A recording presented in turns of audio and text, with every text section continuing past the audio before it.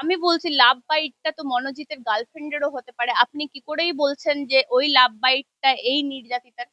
Love bite বলেছি কারণ আমি মনোজিতের সঙ্গে যখন দেখা করতে গেছি মনোজিৎ নিজেই আমাকে বলেছে দাদা, তখন আমি বললো খালি বললো দেখো এখানে লাভ বাইট হয়েছে। লাভ বাইট হলে কি হতে পারে? তাহলে এই টাইমিং এর মধ্যে কি মেয়েটা একবারের জন্য টয়লেটে যায়নি, ইউরিন পাস হয়নি তার শরীর থেকে? যদি হয়ে থাকে তাহলে ওই জিনিসটা পাওয়ার সম্ভাবনা থাকে না। না, মনোজিৎকে জিজ্ঞাসা করলেন না আপনি একবারও যে লাভ বাইটটা কার, ওই নির্যাতিতার না তোমার গার্লফ্রেন্ডের? আমি যখন ওকে প্রশ্ন করি যে তোর গায়ে নাকি অনেক আঁচড়ের দাগ আছে, ঘটনাটা কি সত্যি? তখন ও কাঁদতে থাকে, আমাকে জড়িয়ে ধরে, বলে দাদা কেউ সাথ দিচ্ছে না, অন্তত তুমি সাথ দাও। আমি বলছি মনোজিতের ব্যাপারে বলা হচ্ছে আপনার চেম্বার জুনিয়র ছিল। আমি বলছি তার যে ক্রিমিনাল রেকর্ড, সেগুলো কি চাপা পড়ে যাবে? এই যে আপনি বলছেন না মনোজিৎ কিছু করেনি, তৃণমূলের মনোজিৎ, যার সঙ্গে ঘটনা ঘটেছে তারাও তৃণমূলের। আমি বলছি তাহলে পুলিশ, সরকারের পুলিশ, এখন শাসক দলের পুলিশ, তাহলে সেই শাসক দলের পুলিশের কি ইন্টেনশন থাকবে যে মনোজিৎকে ফাঁসাবে? মনোজিৎ আপনাকে কি বললো ওই দিন রাতে, কি ঘটেছে? উচ্চ সাজা হলে কি সাজা হতে পারে মনোজিতের? যে আপনার জুনিয়র যারা মহিলারা রয়েছেন তাদের সঙ্গে কি কোনোদিন খারাপ ব্যবহার করেছে মনোজিৎ? ফাইটটা আপনি নিজে চোখে দেখেছেন। অজিত বলেছে দাদা, আমি বারবার বলছিলাম যে দেখুন আমরা কোথায় টেনে আনছি, উনি নিজেই গেটের বাইরে সামনে অব্দি গেছেন, গেট থেকে আবার ভেতরে এসেছেন। আমার চেম্বারে আমরা তিনজনই আছি, হঠাৎ করে কেউ একজন আমাদের মধ্যে অসুস্থ হলো, আমরা কি তার উপকার করার জন্য একটা ইনহেলার নিয়ে আসবো না? যদি আমাদের মধ্যে, ধরুন আমারই হলো, আমি আপনাকে বললাম ম্যাডাম ইনহেলার হলে আমি সুস্থ হব, এটা কি কিনে দেওয়াটা অপরাধ? আমি তো মনে হচ্ছে ইনহেলারটা এনে দেওয়াটাই অপরাধ করেছে ওরা, এখন যেভাবে এই ইনহেলার নিয়ে রটানো হচ্ছে। এদিকে আপনাদের সামনে আমি একটা বড় কিছু আনতে চলেছি, আমি এটা বলতে পারি, সেটা আমি এখন বলবো না, কারণ আমরা তো ডিফেন্স লয়ার, এই মুহূর্তে আমরা রাহুল দ্রাবিড়। ফুল টস পেলে মহেন্দ্র সিং ধোনি হবো, তখন আপনারা দেখতে পারবেন। একটু ওয়েট করে যান 8 তারিখ পর্যন্ত। ক্যাম্পাসের মধ্যে গণধর্ষণ কার্যত যে সেই সাহসটা দেখিয়েছে এই মুহূর্তে বলা হচ্ছে মনোজিৎ। সেই মনোজিতের এই মুহূর্তে যে চেম্বারে, যার চেম্বারে ছিলেন বা যিনি এখন মনোজিতের হয়ে লড়ছেন, রাজু গঙ্গোপাধ্যায় আমার সঙ্গে রয়েছেন। আপনার চেম্বারে মনোজিৎ প্র্যাকটিস করতো? হ্যাঁ করতো, 2021, 22, 23 3 বছর প্র্যাকটিস করেছে। আর একটা বিষয় হচ্ছে আপনি কালকে সব থেকে চাঞ্চল্যকর তথ্য দিয়েছেন, লাভ বাইটের কথা বলেছেন। লাভ বাইট বলেছি কারণ আমি মনোজিতের সঙ্গে যখন দেখা করতে গেছি মনোজিৎ নিজেই আমাকে বলেছে দাদা এই ঘটনা কবে দেখ। দেখা করতে গিয়েছেন? কালকে, কালকে আমি মনোজিতের সঙ্গে দেখা করতে যাই মামলার আগে, এবং তখন আমি জানতে পারি। আমি যখন ওকে প্রশ্ন করি যে তোর গায়ে নাকি অনেক আঁচড়ের দাগ আছে, ঘটনাটা কি সত্যি? তখন ও কাঁদতে থাকে, আমাকে জড়িয়ে ধরে, বলে দাদা কেউ সাথ দিচ্ছে না, অন্তত তুমি সাথ দাও। না কিরকম সাথ? বলে দাদা যা বলছে আমাকে তো ভিলেন বানানো হচ্ছে, তুমি দেখো আমার সারা শরীরে কোথাও নোকের দাগ আছে, নেই। তখন বললো খালি বললো দেখো এখানে লাভ বাইট হয়েছে। লাভ বাইট হলে কি হতে পারে? আমি বললাম ঠিক আছে, আমি বুঝে ততক্ষণে পুলিশ আবার ওকে সরিয়ে নেয়, তারপর আমার সঙ্গে আর কথা বলতে দেওয়া হয়নি। মানে লাভ বাইটটা আপনি নিজে চোখে দেখেছেন? 100% নিজের চোখে দেখেছি বলে আমি বলেছি, না দেখলে তো আমি বলতে পারতাম না। আমি বলছি লাভ বাইটটা তো মনোজিতের গার্লফ্রেন্ডেরও হতে পারে, আপনি কি করেই বলছেন যে ওই লাভ বাইটটা এই নির্যাতিতার?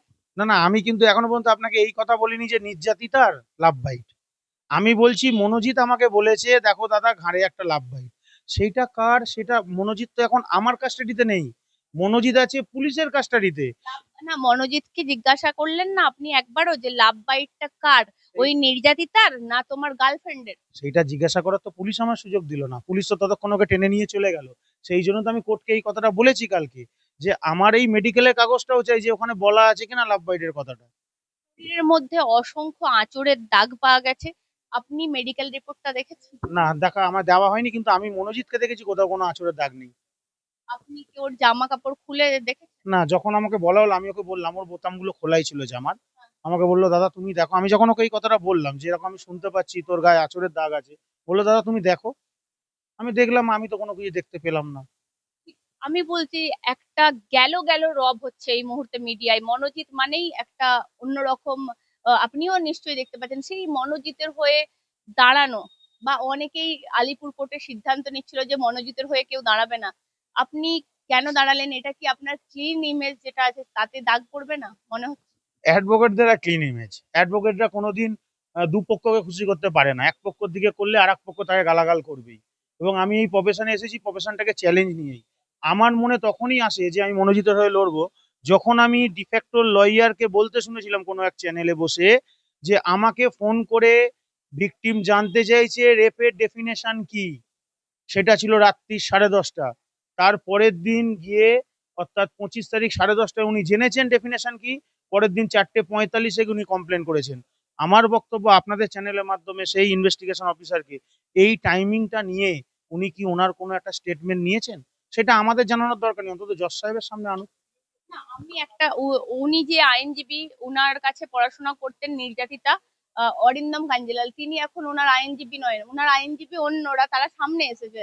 উনি যে আইনজীবী নন সেটা প্রমাণিত হয়ে গেছে। আমি একটাই জিনিস আপনাকে জিজ্ঞাসা করছি এই মুহূর্তে দাঁড়িয়ে, আমি বলছি দেহরস পাওয়া গেছে জানা যাচ্ছে, এটা কি? ম্যাডাম এইটার জন্য আপনি 8 তারিখে, আমার মনে হয় 8 তারিখ অব্দি ওয়েট করে যান। 8 তারিখে আপনাদের সামনে আমি একটা বড় কিছু আনতে চলেছি, আমি এটা বলতে পারি। সেটা আমি এখন বলবো না, কারণ আমরা তো ডিফেন্স লয়ার, এই মুহূর্তে আমরা রাহুল দ্রাবিড়। ফুল টস পেলে মোহাম্মদ ধোনি হবো, যখন ওই মহেন্দ্র সিং ধোনি হবো, তখন আপনারা দেখতে পারবেন। একটু ওয়েট করে যান 8 তারিখ পর্যন্ত। আমি শুধু একটাই জিনিস জিজ্ঞাসা করবো, আপনি সোয়াবের ব্যাপারটা বলছিলেন। হ্যাঁ, ওইটার কথাই তো বলছি, ওইটার ব্যাপারে আমরা 8 তারিখ আমরা একটা অ্যাপ্লিকেশন করব, সেই অ্যাপ্লিকেশনটা আমরা আপনাদের সামনেও আনবো।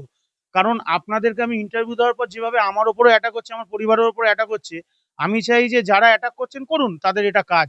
তারা মনে করছেন তারা সমাজকে শুধরাবার জন্য নেমেছেন, সোশ্যাল মিডিয়া করুন আপনারা আরো, আমি আপনাদেরকে বলছি আপনারা আরো করুন। আমায় গালাগাল দেওয়ার পর আমার পরিবারকে গালাগাল দিলে যদি আপনাদের ভালো হয়, এবং এই মিথ্যে যে আমি এখন এই মুহূর্তেই বলতে পারছি না যে ঘটনাটা ঘটেছে, সেই ঘটনাটা যদি সত্যি হয় তাহলে আমিও খুশি হব। আপনারা গালাগাল করেছেন, আমি মিথ্যে হয়ে লড়েছি। আমি বলছি যে এই যে 10:30 পর্যন্ত ঘটনাটা ঘটলো, যেভাবে টাইমিংটা আসছে, তারপরে আপনি একটা প্রশ্ন তুলেছেন কালকে আমরা দেখছিলাম যে কিভাবে 4:30টার সময় কমপ্লেন না। হ্যাঁ, না না, কি ভাবে না, কমপ্লেনটার ব্যাপারে আমার কোনো আপত্তি নেই। আমি যেটা বলেছি, আমি একটা সিডিআর কল ফর করেছি। এই সিডিআর মানে এই যে আমাদের ধরুন ফোনে কথোপকথন হয় না, আপনি আমায় ফোন করলেন, আমি আপনায় ফোন করলাম, বা যাকেও ফোন করলাম, আমি কোর্টকে বলেছিলাম যে স্যার, ভিকটিম এবং সাসপেক্ট যারা আছে 3 জন, এদের ফোনের সিডিআর গুলো আনা হোক এবং ভিকটিমের ফোনটা ফরেন্সিকে পাঠানো হোক, তাহলেই বোঝা যাবে ঘটনা কি ঘটেছে। দেখুন, আমার কথা থেকে আপনাকে ছোট ছোট সূত্র ধরে নিতে হবে, কারণ আমি আমার ডিফেন্স এই মুহূর্তে আমি ডিসক্লোজ করব না। আমার ডিফেন্স এইটুখানি, সিডিআর এলে এবং 8 তারিখে আপনারা জানতে পারবেন আমি কি করছি। না, এইটা কি আপনি মানে এই যে টাইমিংটার জন্য বলছেন, তিনি কি স্নান করেনি কি বলছিলেন? আমি বলছিলাম ওই যে সোয়াব যেটা পাওয়া গেছে, বারবার বলা হচ্ছে, কিন্তু আমি রেকর্ডে এখনো পর্যন্ত পাইনি ম্যাডাম। আমি যেটা আপনাকে বলছি, আমি এখনো তো রেকর্ডে, দেখুন আমাদের চোখ হচ্ছে রেকর্ড এই মুহূর্তে, আর কিছু না। আর পুলিশের ফরওয়ার্ডিং, আমি এখনো পর্যন্ত এরকম কিছু পাইনি। কিন্তু যেটা বলা হচ্ছে টাইমিংটা, আমি বলেছিলাম 10:30টার সময়, যদি ম্যাক্সিমাম টাইম ধরলাম 10:30, তারপর ধরলাম 4:45-এ কমপ্লেন করেছেন as per FIR, as per 173 BNSS, যেখানে টাইমিং বলা আছে 4:45। তাহলে এই টাইমিং এর মধ্যে কি মেয়েটা একবারের জন্য টয়লেটে যায়নি, ইউরিন পাস হয়নি তার শরীর থেকে? যদি হয়ে থাকে তাহলে ওই জিনিসটা পাওয়ার সম্ভাবনা থাকে না, যেটা আমার কিন্তু লয়েস্ট। থেকে 48 ঘন্টার মধ্যে যদি মেডিকেল রিপোর্ট হয়, মেডিকেল টেস্ট হয়, তাতে তো সমস্ত কিছু ধরা পড়ে। না না, এটা আমার আমার জানা নেই, আপনার হয়তো জানা থাকতে পারে। আমি যতটা জেনেছি আপনাকে ততটাই বললাম, যে যদি ওই মুহূর্তে ইউরিন হয়ে যায় বা ওয়াশ করে নেন, এই যে সোয়াবটা এটা বলছেন, এটা পাওয়ার সম্ভাবনা খুবই কম থাকে। কারণ কম থাকে, পাইনি, কারণ আমি এতটা বলতে পারছি, কারণ আমি তো মেডিকেল রিপোর্টের কোনো কিছু পাইনি রেকর্ডে এখনো পর্যন্ত। তাহলে আপনারাই বা জোর দিয়ে বলতে পারছেন কি করে যে পাওয়া গেছে? আমরা তো রেকর্ড দেখে আপনাকে বলছি যে রেকর্ডে এরকম কিছু নেই। মানে তার মানে আপনি কি বলছেন এই যে সোয়াবের ব্যাপারটা এটা রটানো হচ্ছে? হ্যাঁ, অবশ্যই অনেক রকম, এক একটা মানুষ দেখবেন কোনো ঘটনা ঘটলে অনেক রকম রটাতে থাকে, এই ঘটেছে, ওই ঘটেছে, সেই ঘটেছে, সেরকম ব্যাপার। আচ্ছা, আমি বলছি মনোজিতের ব্যাপারে বলা হচ্ছে আপনার চেম্বার জুনিয়র ছিল।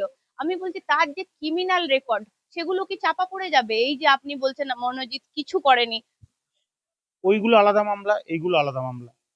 মনোজিতের যত মামলা আছে, যে মামলায় ও মনে হবে, কোর্ট মনে করবেন ও দোষী, তাকে শাস্তি দেবেন। সেখানে আমি আপনি কি বলার আছে? ভারতীয় সংবিধান তো সেটাই বলে দিয়েছে। আমি বলছি গণধর্ষণ বলা হচ্ছে। মনোজিতের সাথে যে দুজন ছিল, পশুন টাইটেলটা আমি বলতে পারছি না, জেব আহমেদ, বলছি এদের সাথে কি আপনার কথা হয়েছে? আমি কথা বলেছি, এরা সবাই বলেছে আমরা নির্দোষ, আমরা কিছু করিনি। তাহলে ইনহেলার কিনতে গিয়েছিল কারা? এইটাই হচ্ছে বক্তব্য। ধরুন আপনি আমার চেম্বারে বসে আছেন, আমার চেম্বারে আমরা 3জনই আছি, হঠাৎ করে কেউ একজন আমাদের মধ্যে অসুস্থ হলো, আমরা কি তার উপকার করার জন্য একটা ইনহেলার নিয়ে আসবো না? যদি আমাদের মধ্যে, ধরুন আমারই হলো, আমি আপনাকে বললাম ম্যাডাম ইনহেলার হলে আমি সুস্থ হব, এটা কি কিনে দেওয়াটা অপরাধ? আমি তো মনে হচ্ছে ইনহেলারটা এনে দেওয়াটাই অপরাধ করেছে ওরা, এখন যেভাবে এই ইনহেলার নিয়ে রটানো হচ্ছে। কিভাবে এটা অপরাধ হতে পারে? কোনো মানুষ অসুস্থ হলে তাকে সেবা করা, এটাই তো মানব জীবনের প্রধান কাজ হয়ে থাকা। সিসিটিভি ফুটেজে ধরা পড়েছে, তাকে নিয়ে টেনে ইউনিয়ন রুমে নিয়ে যাওয়া হচ্ছে। এইটাই আমার, আমি ভাবছিলাম আপনি কখন বলবেন, সিসিটিভিতে এরম কোনো ঘটনা ধরা পড়েনি এটাও মনোজিৎ আমায় বলেছে। মনোজিৎকে যখন ইন্টারোগেশন করা হচ্ছিল, মনোজিৎ বলেছে, দাদা আমি বারবার বলছিলাম যে দেখুন আমরা কোথায় টেনে আনছি। উনি নিজেই গেটের বাইরে সামনে অব্দি গেছেন, গেট থেকে আবার ভেতরে এসেছেন। এইটাই দেখা গেছে, সেইটাকে রটিয়ে দেওয়া হয়েছে, টেনে হিজড়ে নিয়ে যাওয়া হচ্ছে। এরকম কোনো ঘটনা ঘটেনি। গণধর্ষণের মতো ঘটনা, একটা নারকীয় ঘটনা যেটা নিয়ে সোশ্যাল মিডিয়া থেকে মেনস্ট্রিম মিডিয়া তোলপাড়, সেখানে এরকম কোনো ঘটনা ঘটেনি। মানে আমি বলছি, আপনার কি প্রফেশনাল, মানে প্রফেশন হিসেবেই কি আপনি ট্রিট করছেন, না এটাকে অন্য চোখে একটু দেখছেন? না, আমি তো দার্শনিক নয়, আমি তো ফিলোসফার নয়, আমি অ্যাডভোকেট। আমি অ্যাডভোকেটের চোখেই দেখছি। মানে এটাকে আপনাকে না, মানে গণধর্ষণ হয়নি সেটাই প্রমাণ করতে হবে? হ্যাঁ, সেটাই করব। যদি দেখুন এইটা তো টোটালটাই আমাদের আইনের উপরে দাঁড়িয়ে আছে, আইনের যুদ্ধ লড়বো। আইনের যুদ্ধে যেটা হবে, যদি প্রমাণ হয় যে ও নির্দোষ তাহলে নির্দোষ, আর যদি প্রমাণ হয় দোষী তাহলে দোষী। মানে ঘটনা, ওই দিন রাতের ঘটনা যেভাবে আমরা দেখছিলাম, ওই সো কল্ড উনার যিনি আইনজীবী বলে নিজেকে সামনে আসছিলেন, তিনি বলছিলেন যেভাবে নারকীয় অত্যাচার হয়েছে, হকি স্টিক কিন্তু পাওয়া গেছে। বলছে নির্যাতিতার বয়ান, এখন তো অভিযোগপত্রটা ভাইরাল, তো তাতে যা বলা আছে সমস্ত কিছু কিন্তু পাওয়া গেছে। ম্যাডাম, একটা জিনিস মানতে হবে, ওই ভিকটিম, মানে রেসপেক্টেড ভিকটিম লেডি, উনি কিন্তু ইউনিয়ন রুমে ওনার অ্যাক্সেস ছিল, মানে উনি যাতায়াত করতেন। তার মানে উনি জানতেন ইউনিয়ন রুমের মধ্যে কি কি আছে না আছে। তাহলে ওনার পক্ষে এই কমপ্লেনটা লেখার সময় এইটা কখনোই ওনার ভুল হওয়া উচিত ছিল না যে ওখানে একটা হকি স্টিকও পাওয়া যেতে পারে। এটা আমার অ্যাজাম্পশন। তাহলে কি নির্যাতিতার মেডিকেল রিপোর্টে কিছুই পাওয়া যায়নি? না, আমি তো এখনো অব্দি পাইনি, আমি তো রেকর্ড দেখে আপনি বলবো। কি নির্যাতিতার মেডিকেল রিপোর্টটা দেখেছেন? তাকে যে টেস্ট করানো হয়েছে, যেভাবে জানা যাচ্ছে তার একটা গভীর ক্ষত হয়েছে, শরীরে আঁচড়ের দাগ হয়েছে। এগুলো তো রেকর্ডে কিছু নেই, আমরা তো রেকর্ডে পাইনি, সেই জন্য তো আমরা বলছি তাহলে নেই। যতক্ষণ না আমরা দেখতে পাবো না, আমাদের তো নেই বলতে হবে। যখন দেখতে পাবো তখন তো বলবো হ্যাঁ পেয়েছি। সেগুলো তো নেই রেকর্ডে কিছু।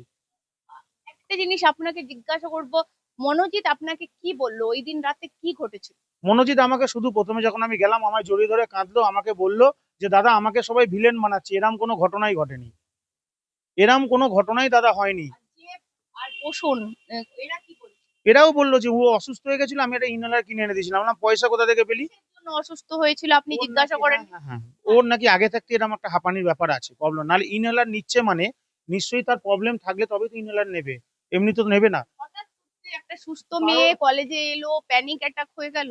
12টা 5-এ এসেছেন, 12টা 5-এর পর ফর্ম ফিল আপ করেছেন, তারপর ইউনিয়ন রুমে গেছেন। কার কখন কি হতে পারে, মানব শরীর কখন কারো খারাপ হতে পারে কেউ বলতে। গেট আটকানোর ব্যাপারটা জিজ্ঞাসা করেছিলেন মনোজিৎকে? আমাকে অতক্ষণ সময় দেওয়া হয়নি, ওই জন্য তো আমরা 38 দিয়েছি। আমাদের আরো দুজন অ্যাডভোকেট যাবেন, তারাও কথা বলবেন, বলে জানতে পারবো পরপর করে। 8 তারিখে আশা করি, 8 তারিখে আপনাদের সামনে আমি অনেক কিছুই আনতে পারবো আশা মানে করছি। অনেক কিছু আপনি বলছেন, নিম্ন আদালত দিয়ে হবে না, মানে উচ্চ আদালতে বেল না, না। পেয়ার করতে হবে? হ্যাঁ হ্যাঁ হ্যাঁ, কেন? অবশ্যই। এইটা হচ্ছে আমাদের আইনে দেখুন, যে সেকশনটা বলা আছে এই সেকশনে ম্যাজিস্ট্রেটের পাওয়ার থাকে না সাধারণত এই মামলায়, মানে গ্যাং রেপে বেল দেওয়ার। কারণ সর্বোচ্চ সাজা আছে এতে 20 বছর দেখানো আছে। তা সেখানে এখানে ম্যাজিস্ট্রেটের তো পাওয়ার নেই, কিন্তু ম্যাজিস্ট্রেট তদন্তটা হতে পারে। আমি বলছি, নির্যাতিতার আইনজীবীর সাথে আমি কথা বলছিলাম, তারা বলছিল এই যে লাভ বাইটটা কি মেডিকেল টেস্টে পাঠানোর জন্য আপনি বলবেন, আপনার দিক থেকে কি পেয়ার রাখবেন? আমি তো আগের দিনই বলেছি, আমি তো কালকেই বলেছি কোর্টে। তার লাভ বাইট, তার গার্লফ্রেন্ডের কি নির্যাতিতার? রাইট, যেরকম নোক নিয়ে বলা হয়েছে না, নেল পাঠানো হয়েছে এফএসএল এ, এটাও পাঠানো হোক। আমি তো এইটাই বলেছি। পুলিশ চেপে যাচ্ছে কেন? কেন এই পুলিশ এই জায়গাগুলোকে পুলিশ কেন চেপে যাবে? আমি বলছি, আপনাকে আমি পলিটিক্যালি জড়াবো না, আমি বলছি তৃণমূলের মনোজিৎ, যার সঙ্গে ঘটনা ঘটেছে তারাও তৃণমূলের। আমি বলছি তাহলে পুলিশ, সরকারের পুলিশ, এখন শাসক দলের পুলিশ, তাহলে সেই শাসক দলের পুলিশের কি ইন্টেনশন থাকবে যে মনোজিৎকে ফাঁসাবে? দেখুন, একটা যে ধরনের কমপ্লেন যেটা নিয়ে পুরো তোলপাড় হয়ে গেছে পশ্চিমবঙ্গ আমাদের, এরকম কমপ্লেন হলে কে কার শাসক দল কে বিরোধী দল এগুলো দেখা হয় না, আগে অ্যারেস্ট করা হয়। দেখা হয় না কি বলছেন আপনি? আরজি করের মতো ঘটনায় সেখানে মুখ্যমন্ত্রী খোদ মুভ করেছে, সেখানে মুখ্যমন্ত্রী খোদ কিভাবে কিভাবে গ্রিন করিডোর করে বডিটা পোড়ানো হয়েছে। আমি বলছি দেখা হয় না বলা ভুল, কিন্তু মনোজিতের ক্ষেত্রে এত অ্যাক্টিভ কেন সরকার? না, সরকার অ্যাক্টিভ কোথায়? সরকার তো পুলিশ যেটা, প্রশাসন কার? পুলিশ প্রশাসন তো না সরকার। সরকারের হলো তাহলে কেন যেটা কাজ হচ্ছে আপনার active? না, অ্যাক্টিভ তো হতেই হবে। যে কোনো ঘটনার ক্ষেত্রে পুলিশকে তো অ্যাক্টিভ হওয়া উচিত, এটা মনোজিৎ বলে না, যার কারোর ক্ষেত্রেই হওয়া উচিত, করতে তো হবে। এবং উনি যখন এই সেকশনে অ্যারেস্ট করে নিয়েছেন, তা আমার মনে হয় এখন পুলিশকে আরো সুযোগ দেওয়া উচিত তদন্ত করার জন্য। সেই জন্য তো আমরা বেল অ্যাপ্লিকেশন করিনি, যে পুলিশ কাস্টাডিতে থাক, পুলিশ আরো নিয়ে। ফরেনসিক হয়েছে কি? এখনো আমি তো জানতে পারছি কিছু কিছু জিনিস ফরেন্সিকে পাঠানো হয়েছে, যেমন অ্যাকিউজদের মোবাইলগুলো পাঠানো হয়েছে, ভিকটিমের মোবাইলের কথা বলা নেই। এবং আপনার ওই স্পটের থেকে পিও থেকে কিছু জিনিস পাওয়া গেছে, সেগুলো ফরেন্সিকে পাঠানো হয়েছে। একই সাথে আমি শুধু একটাই বিষয় জিজ্ঞাসা করবো, এই যে নির্যাতিতার আর কোনো বয়ান এসেছে তার বাবা মায়ের তরফ থেকে বা কিছু আপনাদের রিপোর্টে বা আপনারা কি জানতে পেরেছেন? না, আমরা রেকর্ড এরকম কিছু পাইনি। আমরা বলছি পুলিশি তদন্তের উপর তারাও ভরসা রাখছে, আপনিও কি পুলিশি তদন্তের উপর ভরসা রাখছেন? এখন তো আর কোনো রাস্তা নেই ওদের উপরে ভরসা রাখা ছাড়া। কেন, যেহেতু পুলিশ কাস্টাডিতেই মনোজিৎ মিশ্রা আছে এবং ওকে বলা হয়েছে সমস্ত রকম সহযোগিতা করার জন্য, তা পুলিশের তো, আমরা তো প্রশাসনের বা আমরা ভারতবর্ষের নাগরিক, আমাদেরকেও ভারতের আইন মেনেই তো চলতে হবে।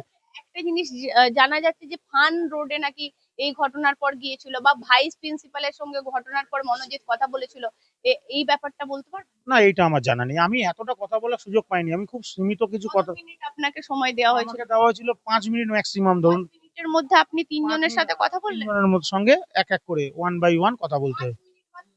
5 মিনিট, যেটা যা ওরা যেটা নিয়ম করে, তখন তো আমার কাছে সময়ও ছিল না অত, ওই জন্য। বলছি সর্বোচ্চ সাজা হলে কি সাজা হতে পারে মনোজিতের? 20 বছর, এখানে যেটা বলা আছে সর্বোচ্চ সাজা 20 বছর, আচ্ছা, এটা সাজা হতে পারে যদি হয়, প্রমাণ হয়।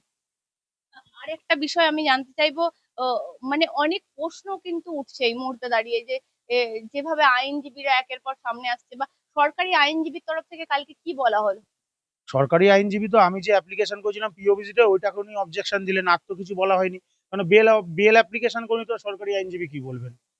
মানে কালকে যেভাবে হুলস্থুল হচ্ছিল আলিপুর আদালত, এই কথাটা আপনি খুব দামি কথা বলেন। হুলস্থুল হয়েছিল দুটো দল নিয়ে, বিজেপি এবং সিপিএম। কারা আন্দোলনটাকে টেক ওভার করবে, তারা ওখানে ঝামেলা করছিল, দুটো দল। তাহলে কি আপনারা তৃণমূল? না, আমি আইনজীবী, আমি তো প্রথমে আপনাকে বললাম আমার কোনো দল নেই, আমার একটাই দল, কালো কোট এবং গান্ধী। গান্ধী মানে বুঝতে পারছেন, গান্ধী মিউজ।